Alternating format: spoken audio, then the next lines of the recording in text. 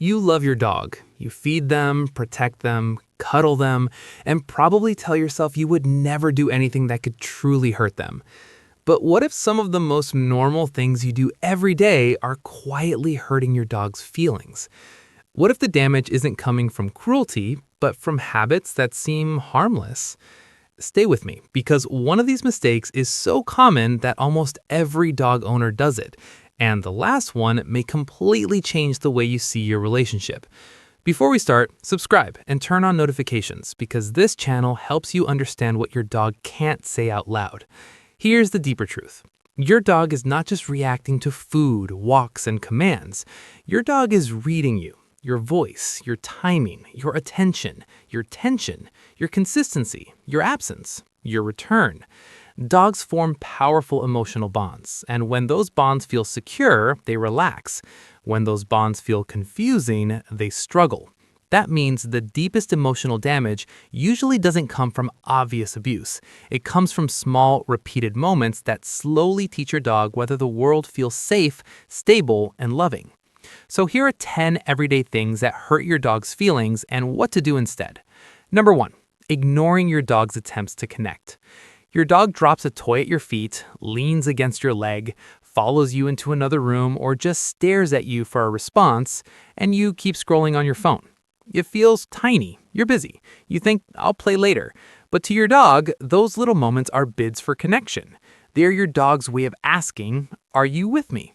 When those moments get dismissed too often, your dog doesn't just feel bored. Your dog can start feeling unseen. Over time, some dogs become clingier and more desperate for attention. Others stop asking. That silence can look like independence, but sometimes it's disappointment. The fix is simple. You do not need to entertain your dog all day, but when your dog reaches out, give a real response. Eye contact, a soft touch, a few calm words. Tiny acknowledgments build huge emotional security. Number 2, yelling when your dog is confused. Your dog chews a shoe, barks too much, jumps on a guest, or has an accident, and frustration takes over. Your voice rises, you point, you scold.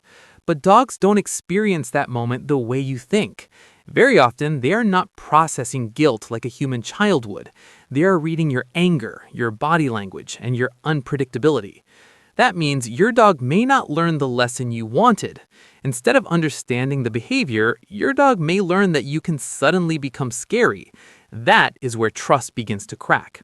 The better approach is calm interruption, redirection, and reward for the behavior you actually want. Your dog needs direction more than intimidation. And the next mistake happens during one of the most emotional moments of your dog's day. Number 3, turning goodbyes and reunions into emotional chaos. You grab your keys and your dog starts tracking every move. Then, when you come home, you explode with huge energy, loud affection, and emotional intensity.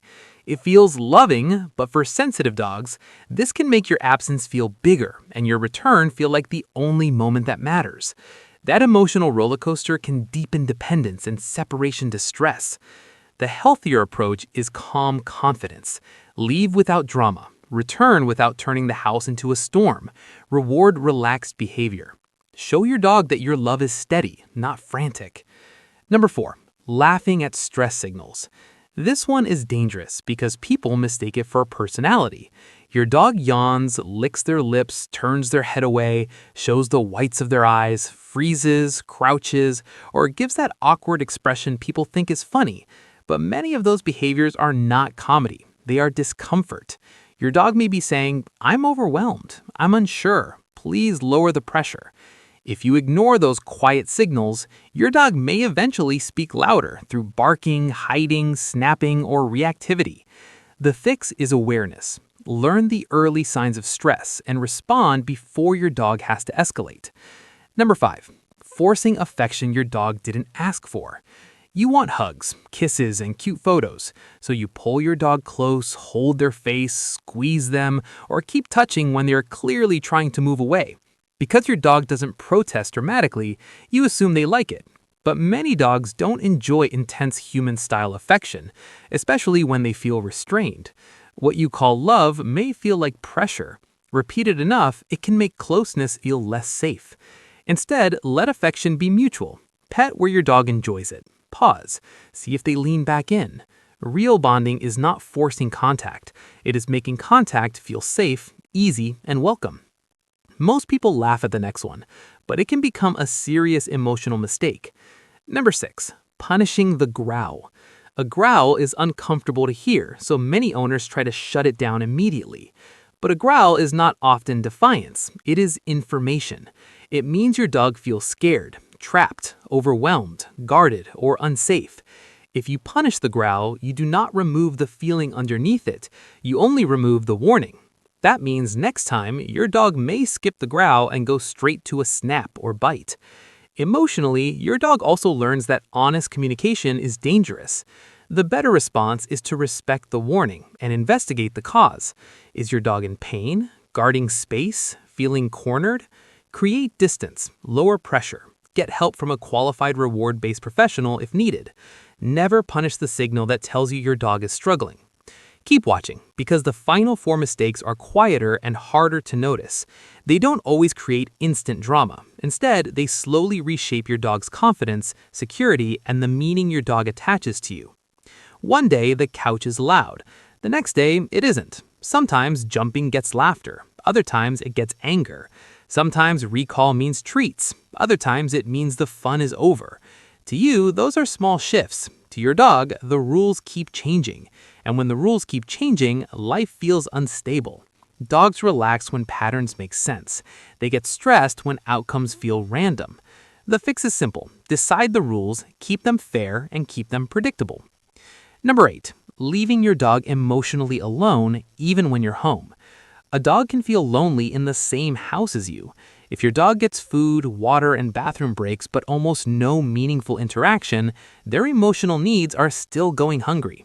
Dogs need more than maintenance. They need shared moments, play, training, sniffing, problem solving, and a sense that they belong in life with you. Without that, some dogs become destructive, restless, or shut down.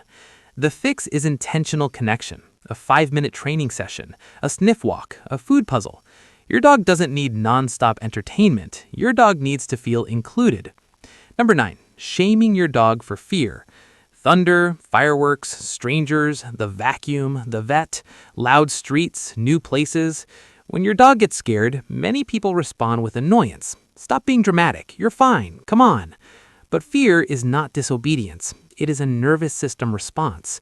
When you shame, rush, or force a frightened dog, you add pressure to stress. Now your dog is not only scared of the thing, your dog may also feel unsafe with you. Support instead of force.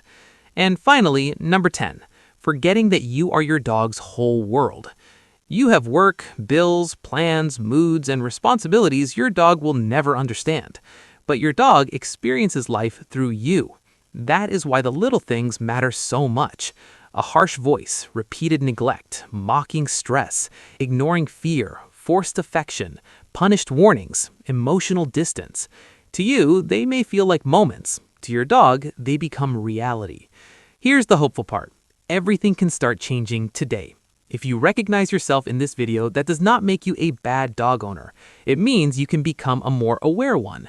Once you understand what your dog is actually feeling, you can stop hurting the bond and start protecting it.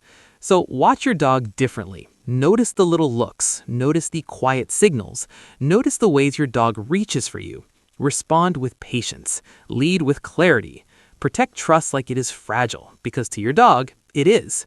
And remember this, your dog's world revolves around the relationship they have with you. Your actions shape that world every day.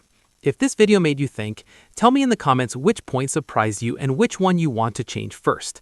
Like, share, subscribe, and stay with this channel, because the more you understand your dog's heart, the better your dog's life becomes.